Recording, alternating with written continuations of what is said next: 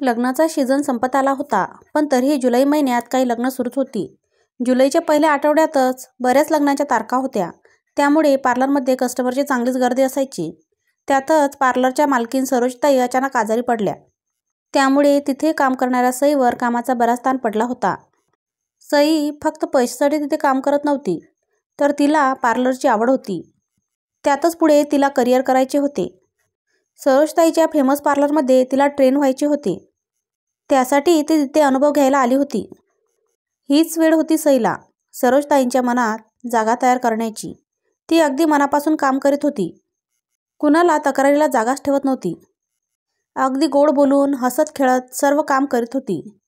Plucking, facial, waxing, hair treatment अगदी सर्व एकटी करत होती. त्यात नवरीच्या लग्नाच्या येणाऱ्या मेकअपच्या ऑर्डर्स ही नीट घेत होती. घरी निघायला तिला उशीर होत होता. नेहमी 3ला बंद होणारी पार्लर आता शार्प 5 वाजेपर्यंत चालत होती. आज तर 6:30 झाले होते. सईची मान आणि पाठ अकडून गेली होती. थोडी रिलॅक्स होण्यासाठी ती 2 मिनिटं डोळे मिटून आराम खुर्चीत बसली. उठून 2 घोट पाणी पिले. सर्व आवरासावर करून निघायला 6:45 झाले. लॉक करून चावी पर्समध्ये टाकली. बाहेर येऊन बघते तर आकाशात काळे ढग जमा झाले होते. कधीही पावसाला सुरुवात होऊ शकेल असे वातावरण होते. सईला पावसात भिजायला आवडायचे, पण आज खूप थकल्यामुळे तिला नको वाटत होते. पाऊस सुरू होण्याआधी घरी पोहोचलं पाहिजे असा विचार करीत सईने तिची प्लेजर गाडी सुरू केली. 60च्या स्पीडने गाडी चालू लागली, पण तिच्या गाडीचा वेग पावसाच्या वेगापेक्षा कमी पडला. धावत येऊन पावसाच्या सरींनी तिला गाठलेच. कुठे उभे राहायला जागा मिळते का याचा शोध घेत असतानाच तिला एक छोटेसे टिनाच्या शेडचे हॉटेल दिसले. पावसाचा जोर वाढल्याने समोरचे काहीच दिसत नव्हते. गाडी चालवणे सुद्धा मुश्किल झाले होते. सई त्या गरज म्हणून सई टिनाच्या शेडजवळ थांबली. पटकन गाडी पार्क केली. चावी काढली. पर्स उचलून धावतच आडोशाला आली. या 2-3 मिनिटात ती चिंब भिजली होती. अक्षरशः अंगावरील कपड्यामधून पाणी झिरपत होते. तिने तसेच कपडे पिळले. केस ओल्याच दुपट्ट्याने पुसून काढले. कुठे बसायला जागा मिळते का म्हणून इकडे तिकडे बघू लागले. जागा तशी ऐसपैस होती. वरून टीन, आजूबाजूने टिनाने पॅक केलेली होती. समोरचा भाग मात्र मोकळा होता. सईने विचार केला, इथे समोर गेट नाही की दार नाही. हा रात्री कसा बंद करत असेल हे सर्व, की असेच उघडे ठेवून जात असेल? या मालकाचे सामान कोणी चोरत तर नसेल? जाऊ द्या, आपल्याला काय. पाऊस थांबेपर्यंत इथे राहायचे आहे. मळकट पांढऱ्या रंगाच्या 5-6 खुर्च्या दूर ठेवलेल्या होत्या. त्यातील एक खुर्ची तिने जरा कोपऱ्यात नेली. त्यावर बसली. बाहेर चांगलाच अंधार पडला होता. समोरचेही दिसत नव्हते. टिनावर पावसाचा जोरदार आवाज येत होता. त्या आवाजामुळे बाहेरचे आवाज बंद झाले होते. टपरीवर सुरू असलेला स्टोचा आवाज पावसाच्या आवाजाने ऐकू येत नव्हता. तिथे काम करणारे दोघे नवरा बायको उगाच इकडे तिकडे फेऱ्या मारत होती. बायको इकडचे सामान तिकडे उचलून ठेवत होती. सई रिलॅक्स बसून फक्त पावसाचा आवाज ऐकत निरीक्षण करीत होती. लगेच तिथे आसरा घेणाऱ्यांची गर्दी वाढू लागली. पटापट गाड्या पार्क करून लोक आत येत होती. अवघ्या 3-4 मिनिटात 10-12 लोकांची गर्दी तिथे जमा झाली. सई अगदी बारकाईने त्यांचे निरीक्षण करीत होती. तशीही तिला माणसे वाचायची सवयच होती. 2 कॉलेज कुमार धडपडत आले. गाडी पार्क करताना तोल गेला. पायावर गाडी पडली. आई ग करत कशी तरी गाडी पार्क केली. आत आले. सम्या, तुझ्यामुळे गाडी पडली. नीट उतरता नाही येत का तुला? मी काही नाही केले, तूच घाई केली. जरा आरामात उतरला असता तर. मला लागले नसते ना. पायावरच पाडली गाडी. बरं झालं माझ्या पायावरती पडली गाडी. सरळ खाली पडली असती तर. काही होत नाही. तुला तुझ्या पायापेक्षा त्या गाडीची जास्त काळजी. तुला काय माहीत पप्पाला किती विनवण्या कराव्या लागल्या. तेव्हा कुठे भेटली ही बाईक. नशीब आई माझ्या बाजूला होती म्हणून. नाहीतर चालवावी लागली असती ती मुलीसारखी स्कूटी, नाहीतर आमची जुनी खटारा प्लेजर. मुलांना लाज वाटते अशा गाड्या चालवायला. तुला मिळाली तरी बाईक. आमचे नशीब कधी खुलते काय माहीत. तुझा पाय दुखत असेल, बसून घे तू. ते तिघे मित्र सईच्या जवळ असलेल्या खुर्चीवर येऊन बसले. सईला हसूच आले. या पोरांचा जीव केवढा. ही चालवतात अवजड बाईक. कमाल आहे. पाय फ्रॅक्चर झाला असता तर केवढ्याला पडली असती. काय तर म्हणे मुलींसारखी स्कूटी चालवायला लाज वाटते. त्यात लाज वाटण्यासारखी आहे काय. काही एकेकाचे विचार असतात नाही. सई मनाशीच विचार करत होती. लगेच एक जोडपे तिथे आश्रयाला आले. लग्नाला 5-7 वर्ष झाली असतील त्यांच्या. येणाऱ्या स्त्रीने अंगावरील साडीचा पदर पिळला. कसे तरी अंग पुसले. चिंब भिजलेले अंग कसे पुसले जाणार? तो तिचा नवरा तिच्या मागे येऊन उभा राहिला. तो जरा रागानेच तिच्याशी बोलू लागला. माहेरी गेली की काय होते तुला काय माहिती? किती वेळचा मागे लागलो होतो तुझ्या. चल लवकर, चल लवकर. पण तू आहेस की. लवकर निघत नव्हती. तो अहो किती दिवसांनी गेली होती. आईश नीट बोलू पण दिले नाही तुम्ही. किती काही करीत होता. ती 10 मिनिटे आधी निघाली असती तर आता आपण घरी असतो. तो तिला समजले तो जरा चिडला आहे. तशी ती लाडात येऊन म्हणाली, अहो लवकर निघालो असतो तर असे तुमच्यासोबत पावसात भिजायला मिळाले असते का? ती तिच्या त्या लढीवाळ बोलण्याने तो घायाळ होणार तर नवल. सई त्यांचे संभाषण ऐकून गालातल्या गालात हसली. ही बाई नक्कीच नवऱ्याला बोटावर फिरवत असेल. नवराही तिच्या होला हो म्हणणारा असेल. फटफट फटफट आवाज करत एक स्टायलिश बाईक तिथे येऊन धडकली. त्या मुसळधार पावसापेक्षाही त्या बाईकचा आवाज जोरात होता. सर्वांच्या नजरा त्या आवाजाच्या दिशेने वळल्या. एक तरुण त्यावरून उतरून आत आला. त्या हँडसम तरुणाला सर्व बघतच राहिले. केसांवरील झिरपणारे पाणी त्याने हाताने बाहेर काढले. सर्वत्र नजर फिरवली. कुठे बसायला जागा मिळते का पाहू लागला. सईच्या बाजूची खुर्ची रिकामी होती. तो त्या खुर्चीकडे येऊ लागला. सईला उगीच धडधड वाटू लागले. त्याच्या रुबाबदार रूपामुळे ती चमकली. त्याच्याकडे पाहावेसे वाटत असूनही पाहू शकत नव्हती. तो येऊन तिच्या शेजारील खुर्चीत बसला. तशी सई आणखीन सावरून बसली. त्याने स्वतःला ठीक केले. कम्फर्टेबल होऊन बसला. तो सईकडे बघू लागला. सई पण अधूनमधून त्याच्याकडे बघत होती. कोणीच बोलत नव्हते. दोघांची नजरानजर झाली की नजर चोरत होती. स्वतःला जास्तच हँडसम समजतो की काय? समोर एक यंग गर्ल बसली असल्यावरही बोलत नाही. स्वतःहून बोलायला काय जाते याचे? तसा हँडसम आहे. आईने विचारले, आई कसा मुलगा हवाय तुला? मी सांगेल अगदी या समोर बसलेल्या तरुणासारखाच हवा मला. आणि हाच असला तर? हट, काही काय विचार करते मी. हा कसा असेल?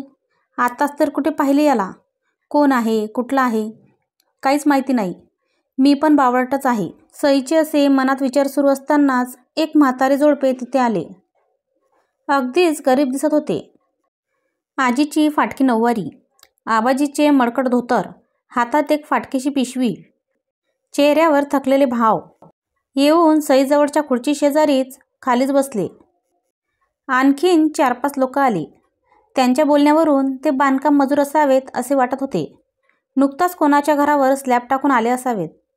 त्यांच्या जोरजोरात बोलण्याने मात्र सर्वांची करमणूक होत होती. तो तरुण मात्र वैतागला होता. काय माणसं असतात, इतक्या जोरात हशी मजाक करायची काय गरज? तो असं मनमोकळेपणी हसायला पण नशीब लागते. नाहीतर काही लोकांना तर हसायलाही येत नसते. सई जरा नाकातल्या नाकात बोलली. तसे त्याने कान टवकारले. काही म्हणाला का मला? तो नाही, काही नाही सई. मला हसता येतं पण असं फिदी दात काढता नाही येत. तो जरा चिडून म्हणाला. मला काय करायचे, तुम्ही कसेही हसा सई. तो आणखीन चिडला. सई गालात हसते हे बघून त्याला रागही आला. सईच्या लक्षात आले. तशी ती म्हणाली, तुम्ही कसेही हसा, गालात हसा, जोरात हसा, मोकळेपणाने हसा, नाहीतर कोणाला हसा, कसेही हसा, फक्त हसत राहा. हँडसम माणूस हसला की आणखीन हँडसम दिसतो. सईच्या बोलण्याने तो खुलला. जरा मोकळा होऊन सईकडे तोंड वळवून बसला. सई तो काय बोलतो याची गंमत पाहू लागली. ओठांशी आलेले शब्द तो बोलू शकत नव्हता. हँडसम आहे तसा सज्जनही दिसतो. मुलींशी बोलायची प्रॅक्टिस नाही वाटते. एखादा दुसरा लफंगा असता तर आतापर्यंत इम्प्रेशन मारण्यासाठी काय काय नाही बोलला असता. पण मस्त आहे, आवडला मला. आजकाल अशी मुलं असतात कुठे? सईला तिच्या विचारांचे नवलही वाटले आणि लाजही वाटली. आपण मनात भलतेच विचार का आणत आहोत? तो अधूनमधून तिच्याकडे बघत होता. ती त्याला हसून गोड स्माईल देत होती. शेवटी एकदाचे उघडले तोंड त्याने. मी अथर्व, तू? मी सई. माझे फर्निचरचे शॉप आहे रिंग रोडला.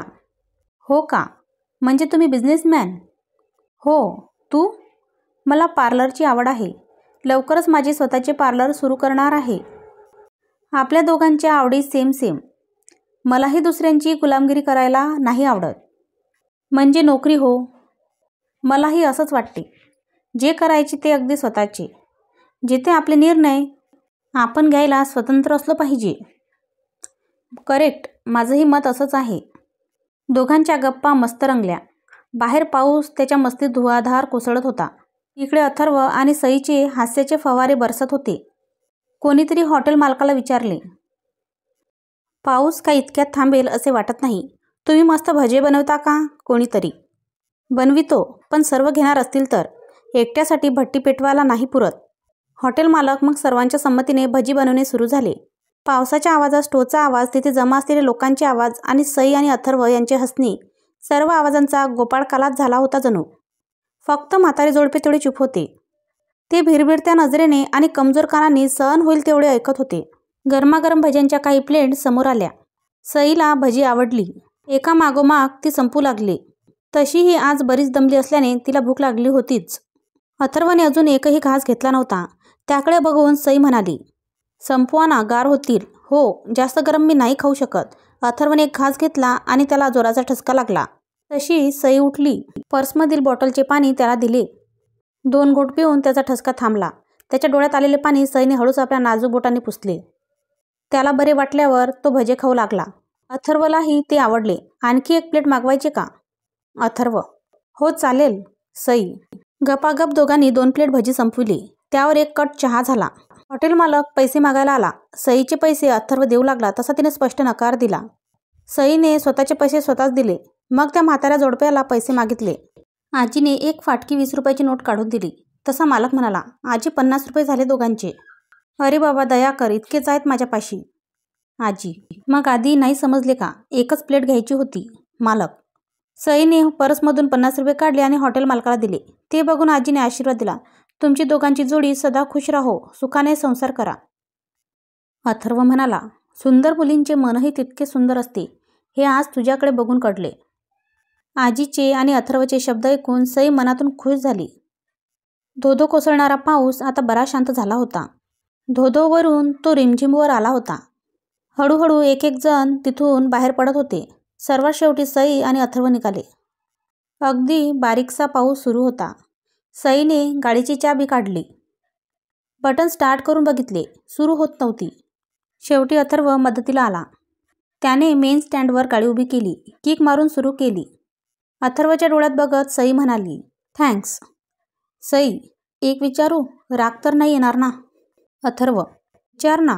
सई, मगाशी आजीने बोललेले शब्द खरे करूया का आपण? अथर्व. सई उगाच भाव खात म्हणाली, काय ते? आपली दोघांची जोडी सदा खुश राहो. मी अजून अनमॅरिड आहे. करशील का माझ्याशी लग्न? अथर्व. आकाशातून पडणाऱ्या जलधारांना साक्षीला ठेवून सईने अथर्वला हो म्हटले. तसा अथर्व जोरात ओरडला, I love you Sai. Sai लाजली. तिने गाडी स्टार्ट केली. अगं थांब, तुझा मोबाईल नंबर तर देऊन जा. कुठे शोधू मी तुला? अथर्व. सईने अथर्वला तिचा नंबर दिला. तो त्याने त्याच्या मोबाईलमध्ये आणि मनात नेहमीसाठी सेव्ह करून ठेवला. आज वर्षा राणीने सईला तिचा जीवनसाथी मिळवून दिला होता. कथा आवडली असेल तर चॅनलला लाईक करा, शेअर करा आणि सबस्क्राईब करा. धन्यवाद.